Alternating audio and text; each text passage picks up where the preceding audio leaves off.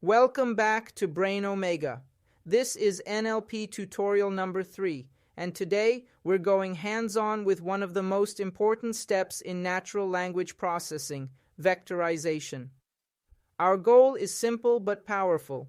We want to take clean text and turn it into numbers so we can analyze it, compare documents, and eventually feed it into machine learning models. To do this, we'll build document term matrices.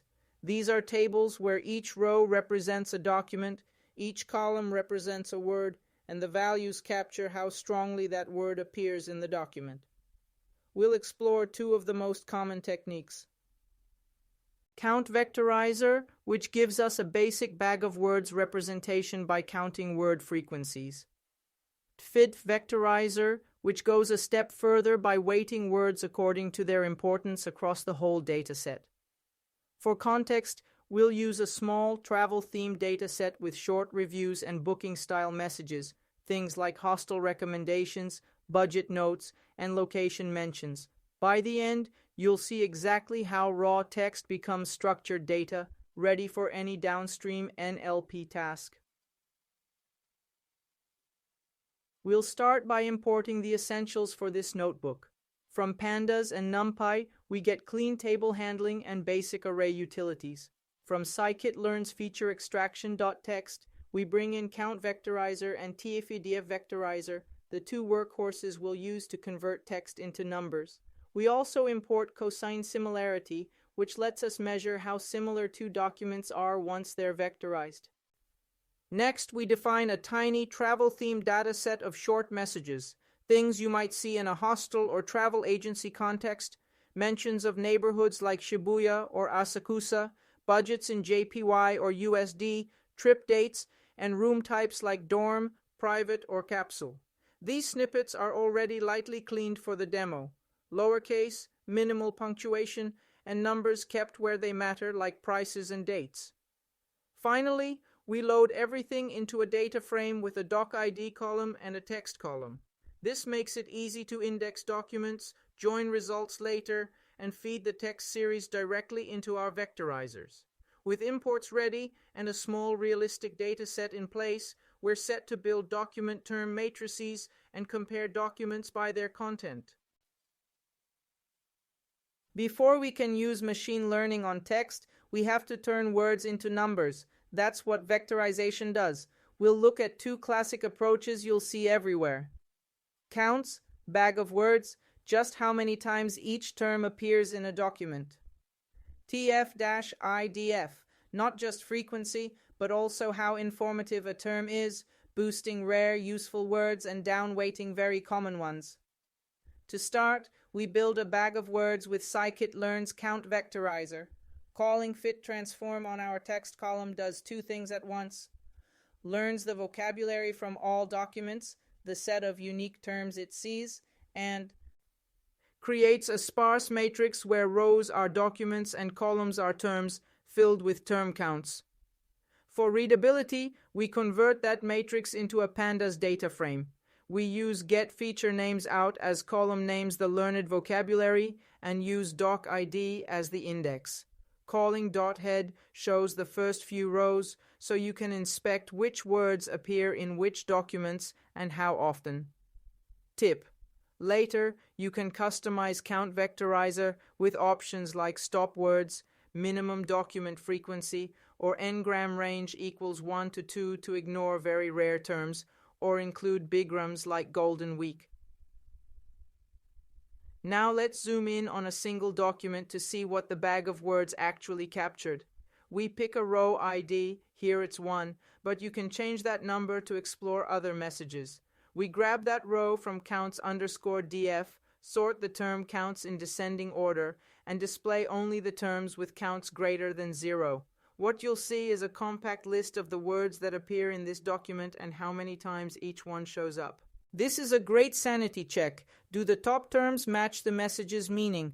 For example, a booking note might surface words like hostel, Asakusa, budget, or night. A couple of tips. If you see lots of low-value words like the and, consider adding stop words to the vectorizer. If important phrases get split, for example, golden week, try bigrams with n-gram range equals 1 to 2.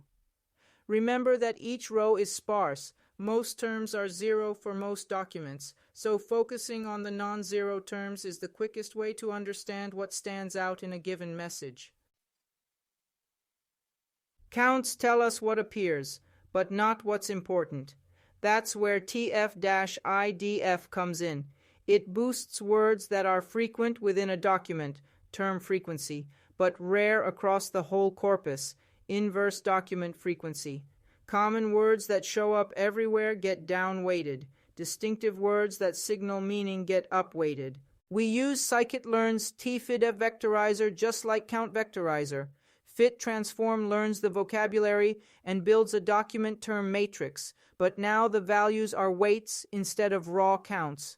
By default, scikit-learn also L2 normalizes each row, so every document vector has unit length. This makes Cosine similarity comparisons more meaningful. For readability, we convert the sparse matrix to a pandas data frame with get feature names out as the columns and doc ID as the index, then show dot head. You'll notice values between 0 and 1, typically small decimals. Higher numbers mean a term is more characteristic of that document relative to the others. Now let's compare how the same document looks under two lenses, raw counts and TF-IDF weights. We pick a row ID, here it's 1, gather all non-zero terms for that document from each matrix, and sort them from highest to lowest. The counts view tells you which words appear most often in that message. Great for a quick snapshot of frequency.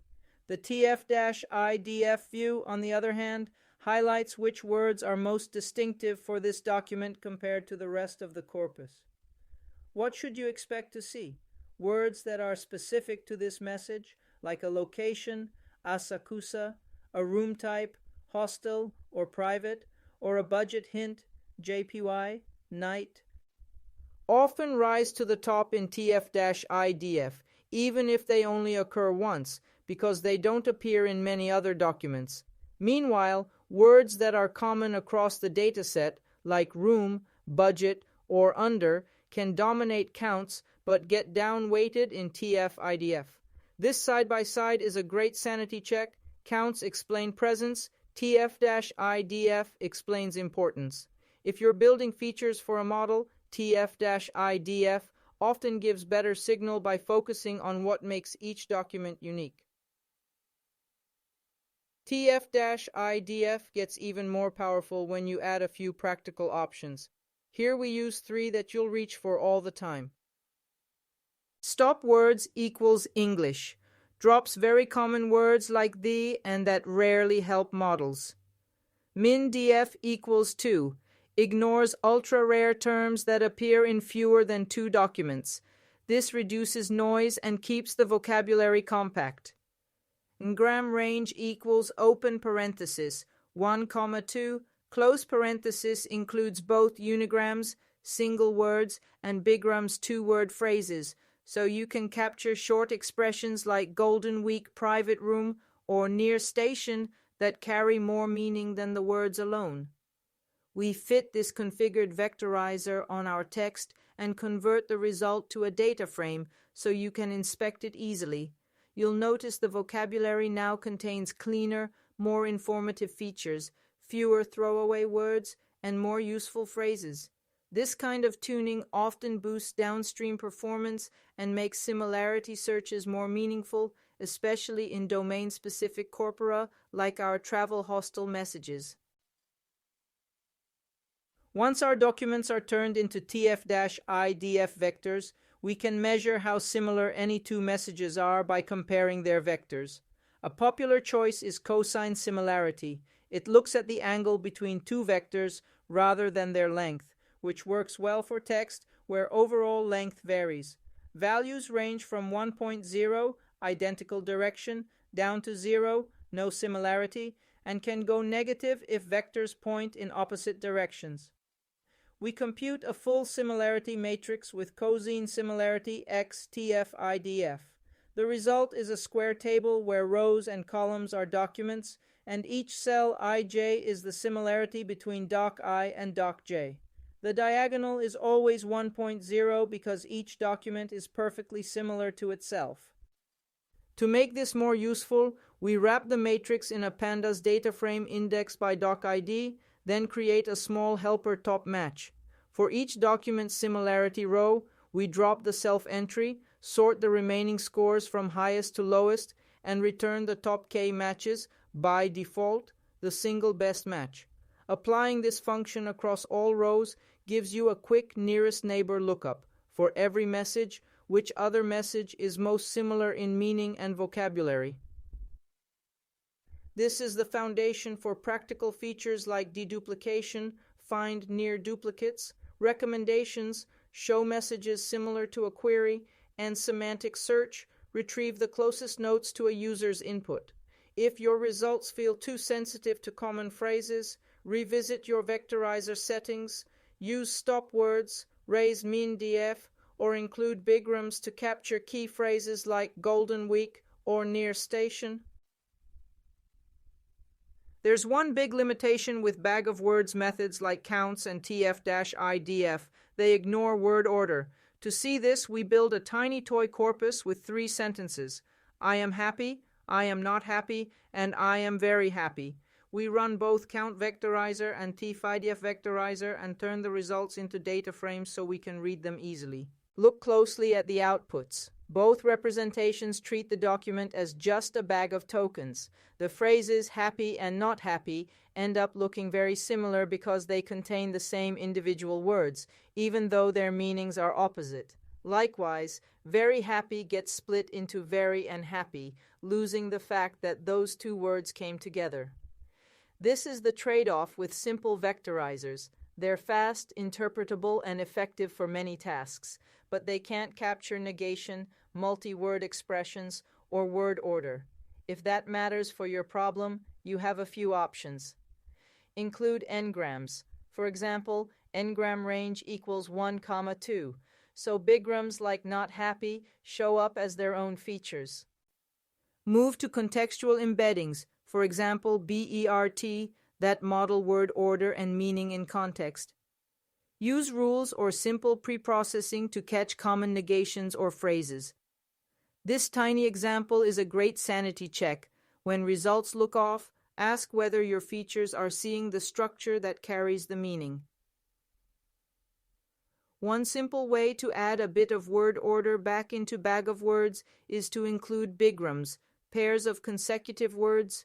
Here we set n-gram range, so the vectorizer creates features for both unigrams, single words, and bigrams, 2-word phrases.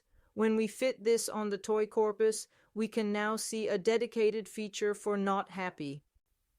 In the resulting data frame, look at the 3 columns side by side, happy, not, and not happy.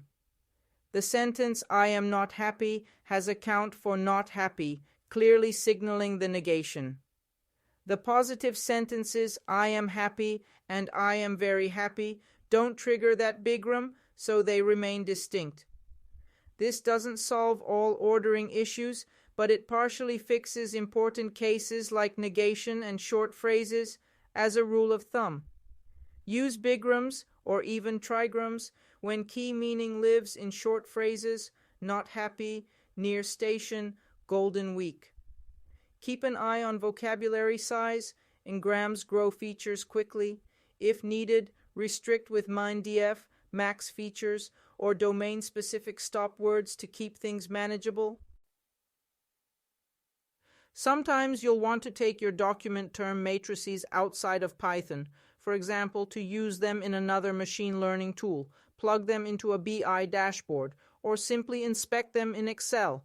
That's where exporting to CSV files comes in handy. Here, we save 3 different versions: the raw counts matrix, the basic TF-IDF matrix, and the tuned TF-IDF with stop words, min frequency, and bigrams. Each one becomes a standard CSV file that you can open, share, or feed into other workflows. The print statement confirms the file names, so you know exactly what got saved. This makes your pre-processing pipeline more flexible. You can run the vectorization once in Python and then reuse the numeric features wherever you need them. Here are the big ideas to remember. CountVectorizer turns text into a simple document term matrix of word counts, a classic bag of words view. TfidfVectorizer goes further by reweighting terms by importance, so rare but informative words get higher scores and common filler words matter less. Because bag of words ignores word order, it can miss meaning. For example, not happy versus happy. Adding n-grams, like bigrams, helps capture short phrases, while modern embeddings, for example BERT, capture context best when you need deeper semantics.